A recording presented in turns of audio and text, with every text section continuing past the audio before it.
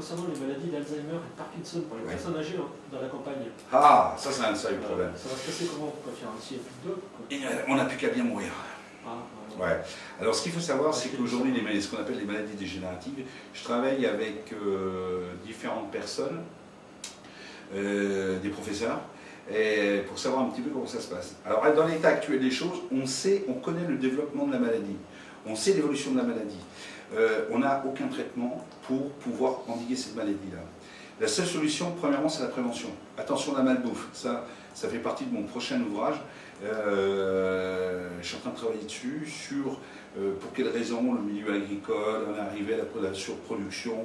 Nous sommes le deuxième pays mondial de consommation de fongicides, d'insecticides, de pesticides. Ouais, c'est honteux, ça. Je dis ça, et les engrais aussi. Ah, les agriculteurs font la galère. Par contre, ils devraient avoir, ceux qui respectent, on va dire, de ne pas mettre de produits, ils devraient vendre leurs produits, on va dire, avec des meilleures marges que les autres, qu'il faut qu'ils gagnent leur vie. Hein. C'est pour ça que je dis, là je vais pas encore je vais encore me faire des copains, ou pas que des copains, c'est qu'il faut réduire les circuits de distribution. Je travaille avec des amis paysans, parce que moi c'est mes origines, hein, et à ce niveau-là. Qui a commencé ça. Et aujourd'hui il faut revenir, et on va revenir justement à ce que je disais la question, pour répondre à ta question, c'est qu'il faut revenir à la ruralité, redynamiser nos campagnes, réduire ces circuits-là.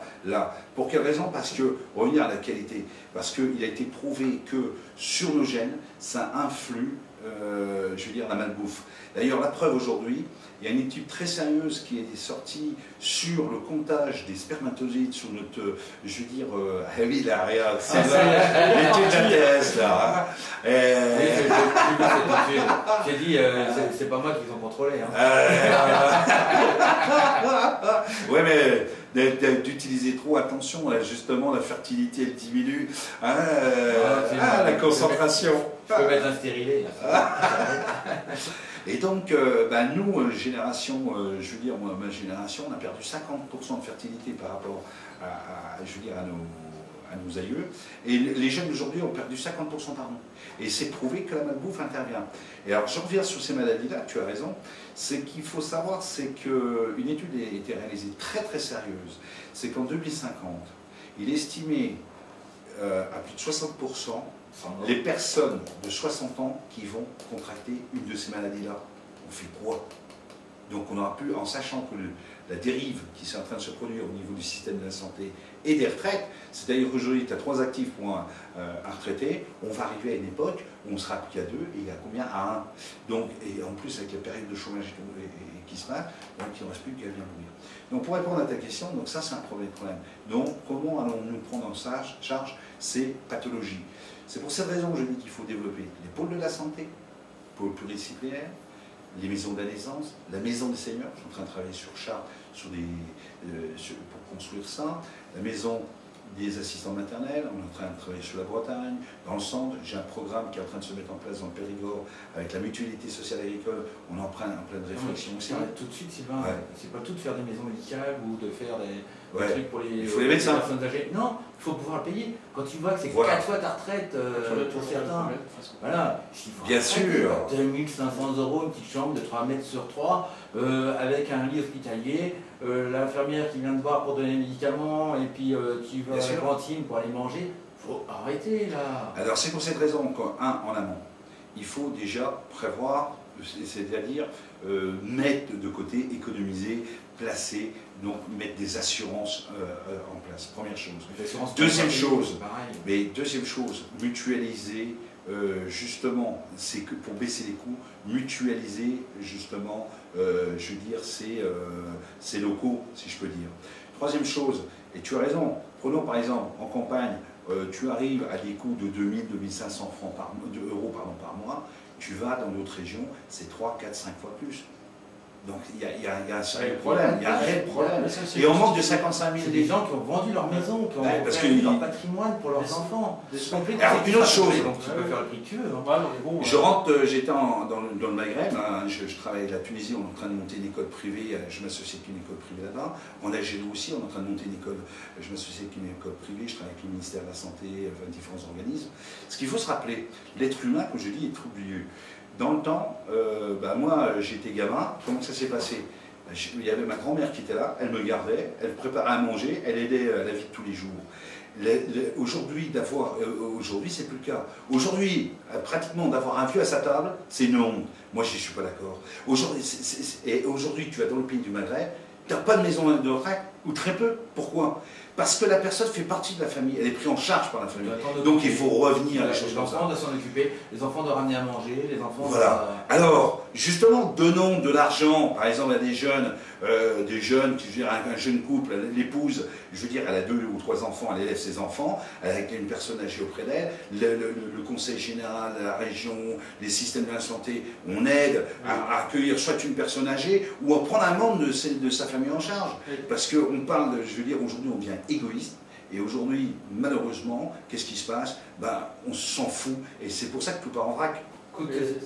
Ouais, vas-y. Vas-y, la dernière question. On va juste d'arrêter. C'est vrai que... Quand je suis parti... Les gens ne font peut-être plus rien, justement, par peur de représailles. Tu vois ce que je veux dire? Admettons, si tu as un jeune, comme tu dis, tu as un jeune couple qui accueille une personne âgée chez eux. S'il se passe quelque chose, tu vois, ils ont peur des conséquences qui peuvent se retourner contre eux. Justement, c'est comme ça. Voilà, et qu'on reporte les conséquences. Tu as quelqu'un qui se fait agresser, tu ne vas plus parce que tu n'as peut-être pas... Pour que la personne ait le droit à des aides, il faut que tu aies une douche handicapée, il faut que tu aies un WC handicapé, il faut que tu casses toute ta baraque. Voilà, non mais c'est... Bien sûr. Mais c'est pour cette... Oui, aujourd'hui, alors, il y a une loi, j'ai fait une émission là sur RCN dernièrement, ça a duré plus d'1 heure, sur lesquelles, ce qu'il faut savoir, en 2015, il y a eu une subrogation, c'est-à-dire un prolongement sur la loi pour l'adaptation par rapport à l'handicap des lieux publics. Il faut savoir qu'en 2015, 1er janvier 2015, toutes les personnes qui m'écoutent, et ça dans toutes les émissions j'en parle, s'ils s'imaginent dans les lieux publics, parce que c'est le médecin, c'est le pharmacien, mais tout lieu public, c'est-à-dire les commerces et tout ça, s'ils ne sont pas adaptés à l'handicap, ils seront fermés. Attention, donc ça, et quel est l'handicap?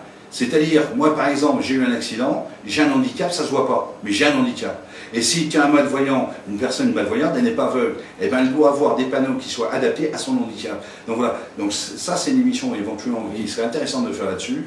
Attention, parce que 2015, et ça ne sera pas subrogé, sinon ça ira mal. Donc tout établissement qui ne sera pas aux normes sera fermé. Oui, comme même les commerces, hein. Oui, tout lieu public. C'est-à-dire les commerces, tu vas chez l'ophtalmologue, qui est un médecin, tu vas après chez l'oculiste, il doit être adapté. De l'oculiste, tu vas manger au restaurant, ça doit être adapté. Du restaurant, tu sors, tu vas à la librairie, la maison de la presse, par exemple, ça doit être adapté. Tu vas acheter une fringue. Voilà. Essaye d'aller dans un toilette, dans un magasin de fringues. J'ai essayé, voilà. J'ai essayé. Non, il n'y en a pas, monsieur. Là, ce qui te répond, parce qu'ils ne veulent pas qu'il y aille. Mais voilà. Ça doit être. C'est sur Berlin, hein. Essayez, ceux qui nous écoutent, essayez, allez dans un magasin de fringues et demandez les toilettes. Ouais, vous allez voir. Pourquoi vous voulez faire des essayages? Alors que bon, quand tu vas au restaurant ailleurs, tu vas même la pharmacie, j'ai essayé la pharmacie, à Thierville, ils m'ont laissé y aller. Hein. Mais tu vois, essaye. C'est obligatoire, mais il n'y en a pas. Donc tu vois, il y a des longs projets à faire. C'est plutôt plutôt que la carabalée, tu vois. Mais Rov, il a raison de soulever le problème, parce que qu'est-ce qu'on va faire? Et ça, on peut faire une émission sur ces maladies dégénératives, sur les personnes âgées dans les campagnes, sans problème, avec grand plaisir. Mais aujourd'hui, on a tellement légiféré qu'on vient des choses qui sont insensées. J'étais à l'Assemblée nationale, on était invité, pas à l'Assemblée nationale, au Sénat, par le sénateur Leroy de Moselle. Alors j'ai fait choc, et donc je lui ai dit, quand est-ce que, parce qu'aujourd'hui tu as des lois avec des décrets, des amendements qui arrivent à l'opposé, qui annulent cette loi. J'ai dit, quand est-ce qu'on refera un petit peu, on met au bout du jour tout cela, et il m'a dit, ça fait 10 ans qu'on bosse dessus, c'est pas prêt d'être fait. Non, mais il y a du boulot. Voilà. Messieurs les députés, sénateurs, élus et compagnie, je vous invite à rejoindre notre action. Faut dire au revoir. Faut dire au revoir. C'est merci. 2 petites heures qu'on a passées ensemble. Donc avec Sylvain Blondin, Zone Rurale à votre santé. Il nous a fait un beau livre. Il le dédicace donc au Leclerc à Verdun et ainsi que chez Duché pour ceux qui sont de la région. Après Saint-Michel, Commercy, tu vas faire tout le tour. Je pense qu'il y aura des affichettes de marquées dans les endroits où tu te plus les conférences qui vont être données un peu partout en France, mais sur la région, on est en train de préparer certaines choses. Merci Sylvain, merci Off d'être venu. Merci. Alors on est désolé pour toutes les questions auxquelles on n'a pas pu répondre sur notre page Facebook, mais on se reverra Sylvain, c'est pour nous. Merci Merci Sylvain, merci Saël, merci Off, merci à toutes tes auditrices et auditeurs, et je fais encore un gros coucou à tous mes amis qui me connaissent. Bon, à bientôt. C'est une émission